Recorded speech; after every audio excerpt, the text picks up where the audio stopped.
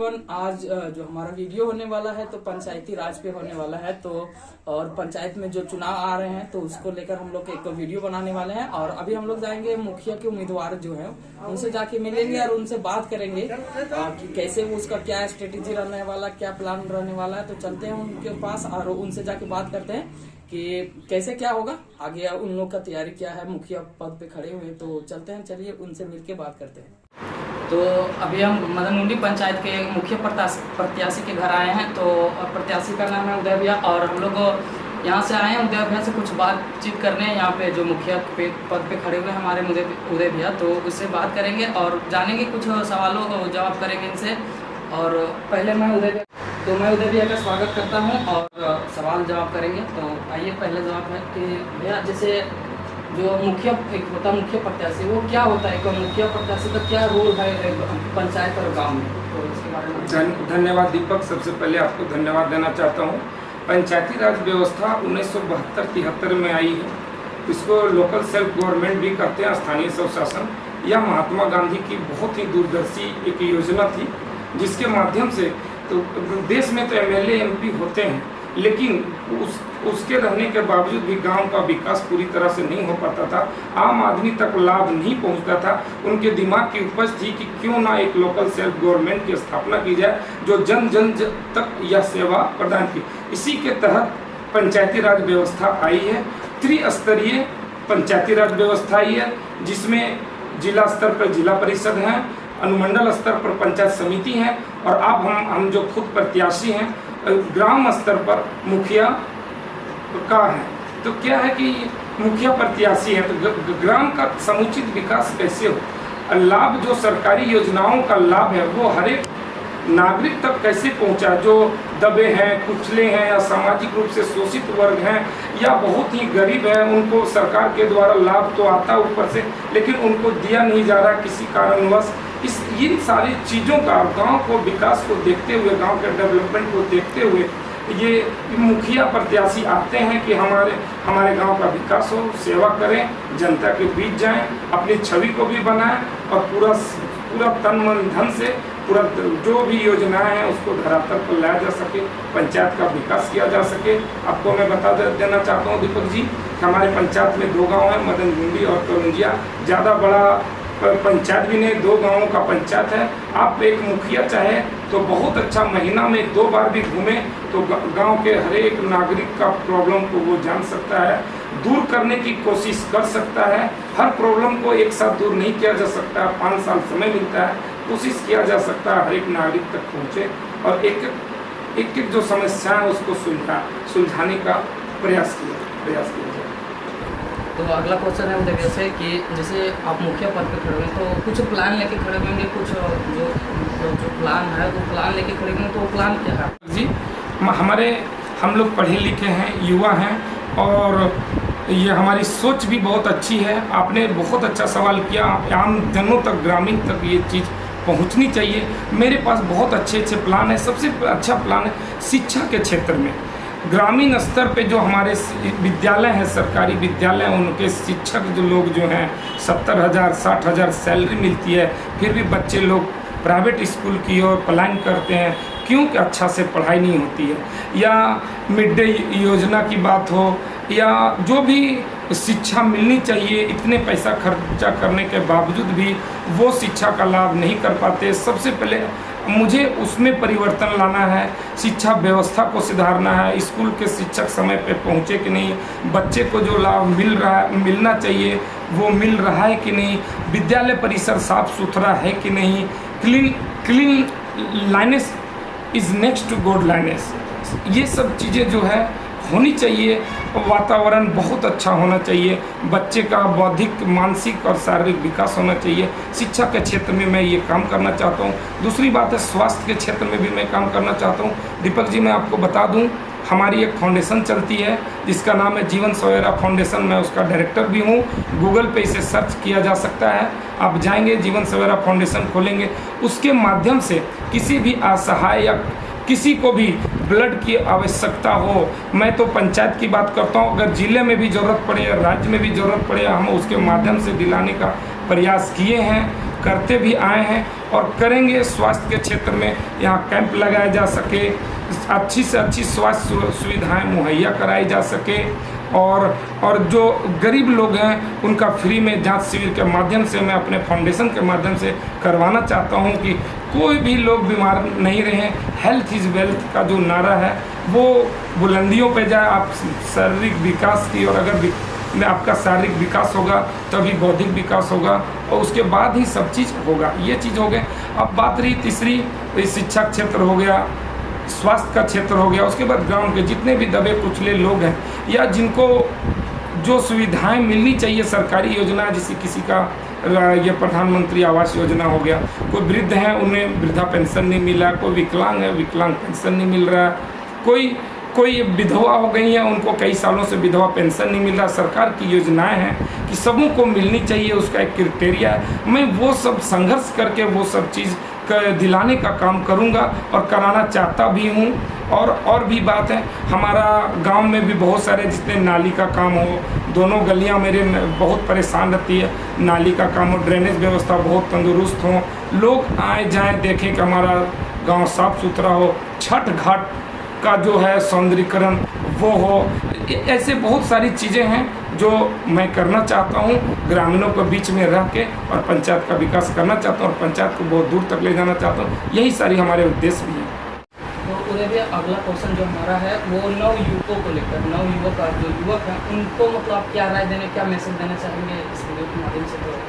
तो बहुत अच्छा सवाल है दीपक जी। ये युवा साथी हमारे देश का भविष्य होते हैं। किसी भी देश के विकास में युवाओं का बहुत बड़ा हाथ होता है। युवा साथियों को मैं यही संदेश देना चाहता हूँ कि कदम से कदम मिला के चले, हम उनके साथ हैं। कोई भी ज़रूरत, किसी भी समय जो भी ज़रूरत पूरा पड़े, मैं उसके लिए 24 घंटे तत्पर रहूँगा।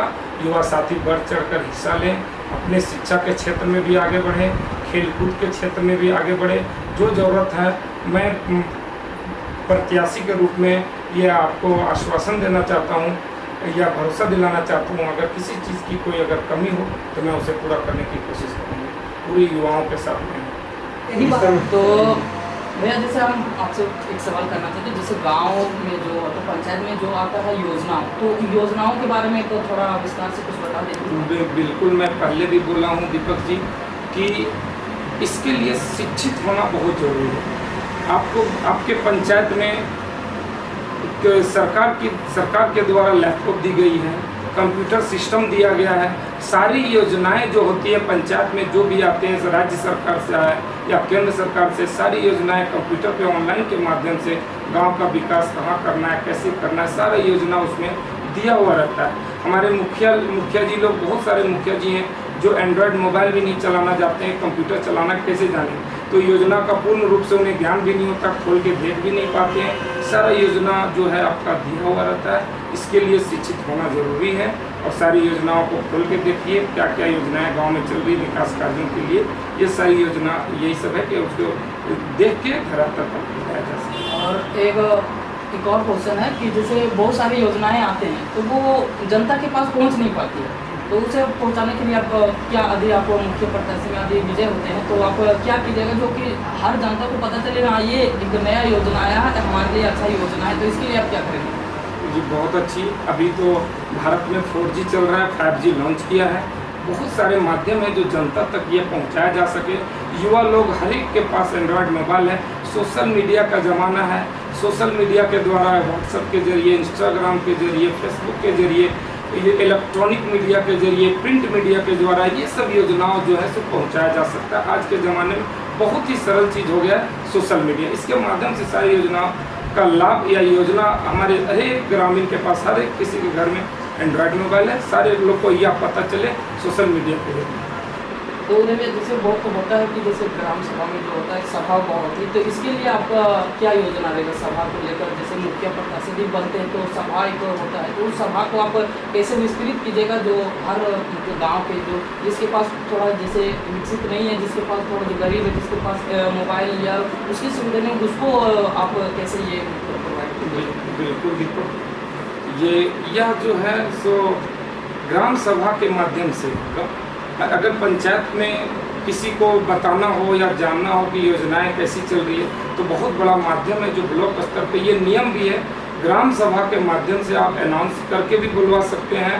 जो लोगों को मोबाइल नहीं है तो आप खबर भिजवा सकते हैं अनाउंस करवा के भी, या कंप्यूटर ये आपका मोबाइल के जरिए भी, ये व्हाट्सएप ग्रुप बना के भी आप लोगों को खबर करवा सकते हैं। ग्राम सभा का आयोजन करके सारी योजनाओं को आपको बताना है कि कौन कौन सी योजना है, कैसे चलाया जाए सब ग्रामीणों का, तो इसमें सबकी राय होनी चाहिए। तो अभी हम सोनू सर हमारे कुछ क्वेश्चन पूछना चाहते हैं देविया से, तो देख लेते क्या क्वेश्चन है। तो सर बोलिए सोनू सर। ठीक है, सबसे पहले आप सबको नमस्कार मेरा। हम पूछना चाहते हैं कि जैसे एक मुखिया का पावर होता है प्रधानमंत्री की तरह, तो हम उदय चंद्र किशोर जी से जानना चाहते हैं कि आप अपना पावर को किस तरह यूज़ करिएगा। ये अगर जनता चुन के भेजती है, लोकतंत्र में किसी को जनता का पावर बहुत है, लोगों के द्वारा चुना गया या शासन व्यवस्था है, तो वो अगर जनता चुनती है तो गांव का प्रधान का बहुत बड़ा पावर है। इसमें उसके बिना या अगर आप पावर देते हैं तो उसके बिना कुछ भी नहीं होता, उसका एक अलग ढंग का एक पावर होता है। जैसे कि ये किसी को भी अगर कोई बाहरी व्यक्ति हो, गांव में लड़ाई झगड़ा हो या पुलिस हो, उसको हैंडल करने का हमारे मर्जी के बिना या ग्राम प्रधान की मर्जी के बिना वो ना ग्राम में प्रवेश करे, ना ही किसी तरह का चीज़ पहले ग्राम प्रधान से राय लें, उसके बाद ही अगला स्टेप उठाएं। जैसा कि हमने अक्सर देखा है कि वार्ड सदस्य चुन के आते हैं, लेकिन उन्हें अपने पावर के बारे में पता नहीं होता है। और हमने सुना है कि एक सांसद के ऐसा पावर होता है एक वार्ड के अंदर, तो आप वार्ड को जानकारी किस तरह देंगे, सांसद को उनको बताएंगे, किस माध्यम से उनको बताएंगे, ये आप बताइए। सबसे पहले वार्ड अपने वार्ड का मजिस्ट्रेट होता है, यह किताबों में भी लिखा गया, उनको एक किताब मिलती है, बाकायदा उन्हें ट्रेनिंग भी दी जाती है। मैं पढ़ा लिखा हूँ, अगर इन सारी चीज़ें अगर वार्ड सदस्य नहीं जानकारी है तो मैं एक ग्राम प्रधान होने के नाते मेरे अंडर में जितने भी 10-11 वार्ड आते हैं, मैं सबको अच्छी तरह से बताऊंगा आपका क्या पावर है, आपको कैसे यूज़ करना है, आप क्या हैं, आप अपने वार्ड का खुद मजिस्ट्रेट हैं, आपके पास बहुत पावर है, जो आमतौर पर मुखिया बताते नहीं कि हमारा ये चला जाएगा, हमारे मतलब कि हम सब लोग जान जाएंगे कि हमारे बारे में, तो हम ही पर मतलब उछालने लगेंगे कि किसी तरह का, तो इस तरह होने नहीं, सबको मैं अपने उसके पावर को बताऊंगा कि आपका क्या पावर है। तो उदय भैया आप अपना क्वालिफिकेशन थोड़ा बता दीजिए कि जो हमारे जनता है उनको पता चले आपका क्वालिफिकेशन क्या है। बिल्कुल दीपक, हमारी क्वालिफिकेशन में उदय कुमार, फादर्स नेम छत्रु पंडित हैं, जो 20 सोशल वर्कर रहे हैं, सामाजिक कार्यों में उनकी रुचि रही है। मेरी क्वालिफिकेशन में MA किया हूँ पॉलिटिकल साइंस, और एक्स्ट्रा कंप्यूटर का भी कोर्स किया हूँ, एक 1 ईयर का diploma in computer application, extra knowledge ITI भी किया हुआ हूँ साथ में, तो इन सारी चीज़ों पर क्वालिफिकेशन। तो मैं अभी मतलब मुखिया का चुनाव के लिए जो मुख्य प्रत्याशी थे उनका मतलब राय लेने गया था, हाँ उनसे जाके मिला और कुछ से मिला, तो बात हुई, और मतलब कुछ क्या भाई हमारे जो पंचायत में है बस मैंने सब मुखिया से बात की, तो मात्र एक ही ऐसे मुख्य प्रत्याशी हैं जो मतलब ऑन द फेस कैमरा पे आए, और एक ऐसे प्रत्याशी थे जो कैमरा पे आने नहीं चाहते थे, पर वो उसने अपना इंटरव्यू दिया, बट वो कैमरा पे नहीं आए, तो वो भी मतलब कहीं थोड़ा ये हुआ कि जैसे वो मतलब कैमरा पे नहीं आना चाहते थे, वो उनका मानना था कि अभी मैं जो कार्य करूँगा उसके बाद आप खुद आइएगा कैमरा मतलब कार्य को क्षेत्र में देख के, तो ऐसा बात है। और 1-2 से बात हुई कॉल कि सर आ रहे हैं, मतलब ऐसे बात है, तो उन्होंने आया बोला कि ठीक है, मतलब अभी हमारे पास टाइम नहीं है ऐसे वैसे, तो फिर हमने उन कुछ लोगों का इंटरव्यू नहीं ले पाया क्योंकि उनके पास टाइम नहीं था, और कुछ लोगों से बात नहीं हो पाई, और टाइम ना होने के कारण उनसे मतलब ये मुद्दे पे बात नहीं हो पाई पर मुखिया पद के हेतु। तो बस इस वीडियो को यहीं करते हैं, यदि हो सके तो कुछ अगले वीडियो में उनसे बात हो तो मैं ज़रूर आपके फेयर में लाऊंगा उस वीडियो को। तो मैं कोशिश करूंगा कि आने वाले दिन मतलब चुनाव से पहले यदि हो सके तो एक बार फिर से बात कर लूँगा सारे प्रत्याशी, जितने भी मुख्य प्रत्याशी हैं तो मिलके उनसे। तो ठीक है, इस वीडियो को करते हैं यहीं पे समाप्त। तो आप लोग ज़रूर इस वीडियो से क्या सीख मिला और मतलब कैसा लगा आप लोग ज़रूर बताइएगा। तो धन्यवाद और जय हिंद, जय भारत।